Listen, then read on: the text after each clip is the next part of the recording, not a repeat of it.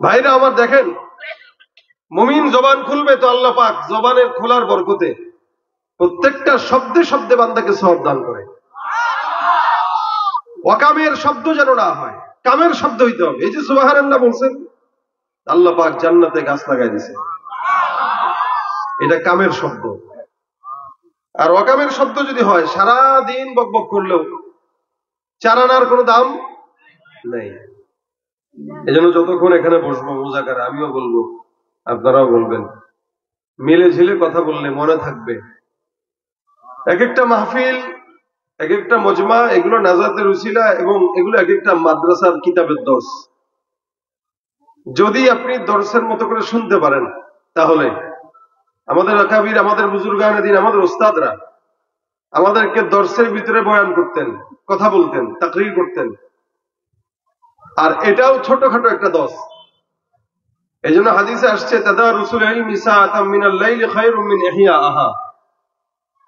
এই যে ছোটখাটো দর্স যেগুলো হয়, যেখানে কোরআনের বাণী শোনানো হয়, কোরআন শিক্ষা দেওয়া হয়, হাদিসের দর্স দেওয়া হয়, এই ছোট্ট একটি দরজগাহ, এটার সময় যদিও হয় 5 মিনিট, কিন্তু এটার দাম আল্লাহর কাছে এত বেশি যে সারা রাত জেগে নফল ইবাদতের চাইতেও বেশি সওয়াব। সারা রাত জেগে নফল ইবাদতের চাইতেও বেশি।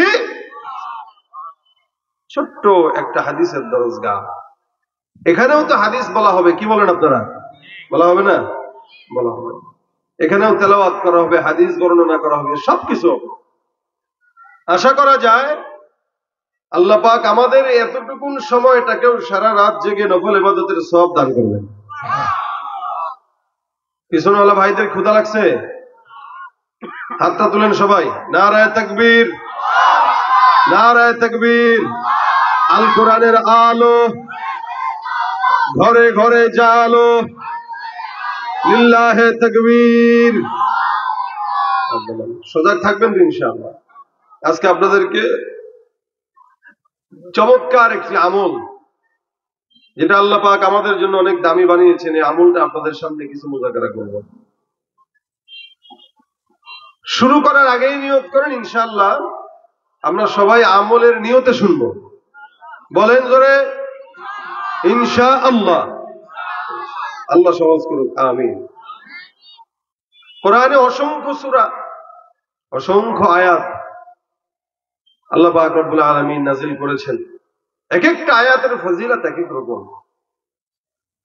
এরকম একটি আয়াত নিয়ে আজকে কথা বলবো, যেটাকে আমরা সবাই জানি, তার নাম হচ্ছে আয়াতুল কুরসি।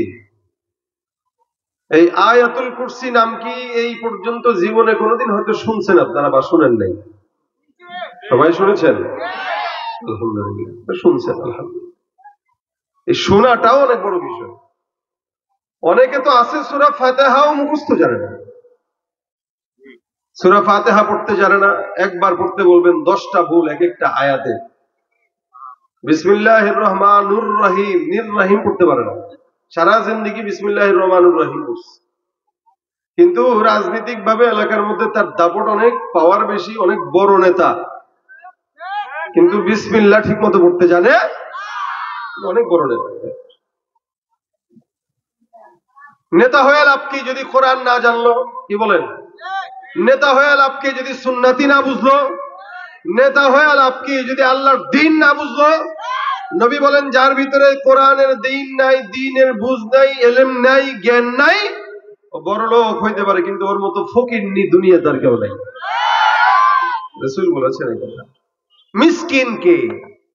যে মাদ্রাসার ছোট ছোট বাচ্চা, এই বাচ্চাকে দাঁড়া করায় দেন, আল্লাহর রহমতে এই বাচ্চা সূরা ফাতিহা থেকে নিয়ে মোটামুটি পড়া শুরু করলে ভুল ধরার মতো যোগ্যতা আপনার হয় নাই। একটা ছোট্ট বাচ্চা জানাজার নামাজ পড়াইতে দেন, পারবে ইনশাআল্লাহ। বয়স কত? 7 বছর। যার উপরে নামাজই ফরজ হয় নাই, সে জানাজার নামাজ পড়াইতে পারে, সে ঈদের নামাজ পড়ানোর যোগ্যতা রাখে। 5 ওয়াক্ত ফরজ নামাজ কোনটার পরে সুন্নাত, কোনটার পরে বেদাত, সব জানে। আর আপনি 10 তলা বিল্ডিং এর মালিক, বিশাল বড় ব্যবসায়ী, তলার আছে 14টা, কিন্তু সূরা ফাতিহা জানেন না। রাসূল বলেন, তোর মতো ফকির দুনিয়াতে কেউ নাই। সে সবচেয়ে বড় মিসকিন। যার এলেম নাই, দ্বীনের জ্ঞান নাই, কোরআনের জ্ঞান নাই। আমাদের এই দেশে যারা রাজনীতি করে অধিকাংশ রাজনীতিবিদ, 100-র ভিতরে 90টাই যদি ধরি ভুল হবে না, এই অধিকাংশই সব দুনিয়াবি লাইনে বড় লোক হইলেও আখিরাতের লাইনে এদের মতো ফকির নিয়ে আর কেউ নাই। না সূরা ফাতিহা জানে, না নামাজ জানে, না ইসলাম বুঝে, না কোরআন সুন্নাহর কথা পছন্দ করে। এজন্য জ্ঞানী হইতে গেলে, বুঝবান হইতে গেলে দ্বীনের ইলম ছাড়া কোনো উপায় নাই। আয়াতুল কুরসির নাম আপনারা শুনেছেন, আশা করি মুখস্থও পারেন। আমি হাত তুলে লজ্জা দিতে চাই না, মুখস্থ যদি না থাকে শিখে নিবেন ইনশাআল্লাহ, কাজে দিবে। কি কাজে দিবে কিনা? কাজে দিবে। এটা শেখা প্রত্যেকটা মানুষের জন্য জরুরি। কারণ আল্লাহ পাক রব্বুল আলামিন আমাদেরকে সম্পদ দিয়েছেন, আল্লাহ পাক আমাদেরকে সন্তান দিয়েছেন, আল্লাহ পাক আমাদেরকে ব্যবসা দিয়েছেন, আল্লাহ আমাদেরকে অনেক নিয়ামত দিয়েছেন। অস্বীকার করেন আপনারা? এই দুনিয়াতে নিয়ামত দিয়েছেন কে? আল্লাহ। দেখেন, এরপরও আমরা আল্লাহ পাকের নাফরমানিতে লিপ্ত থাকি। চাকরি যারা করে, মাসে 30 দিনের ভিতরে যদি মোটামুটি 20 দিন চাকরি না করে, বেতন কি ঠিক থাকে? কাটা না? কি অনুযায়ী কাটে? স্কেল অনুযায়ী। পার ডে কত করে পড়ে? 30 দিনে যদি 15 দিন সে ঠিক মতো বিজনেস না করে, ব্যবসা না করে, দোকানদারি না করে, ওই 15 দিনের বেতন কেটে দেয়। বাপের চাকরিও যদি করেন, বাপাও আপনার বেতন কাটবে। কিন্তু আল্লাহ পাক রব্বুল আলামিনের চাকরি আমরা ইমানদারেরা করি। সুবহানাল্লাহ। আমরা আল্লাহর চাকরি করি। সবচেয়ে বড় সরকারি চাকরিজীবী হলাম আমরা। কি বলেন? আমাদের মতো সরকারি চাকরিজীবী আর নাই, আমরা সবচেয়ে বড় সরকারি চাকরিজীবী। কিন্তু আল্লাহ পাক কোনদিন আমাদের বেতন কাটা দেন নাই। আল্লাহ পাক আমাদেরকে চাকরি দিয়েছেন, বেতনও দিয়েছেন, বেতন কাটা দেন নাই।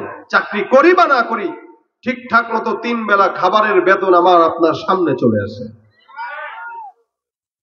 যদি মাওলা চাইতো সকালবেলা ফজরের নামাজ না পড়ার কারণে নাস্তা করতে পারবে না, তাহলে আমাদের না খেয়ে মরা লাগতো। যে পরিমাণে নামাজ মিস করি আমরা, মাহফিলে আসি, ওয়াজ শুনি, কিন্তু ফজরের নামাজে গেলে মসজিদে 5-7 জনের বেশি মুসল্লি পাওয়া যায় না। কথা ঠিক কিনা জানে কোন?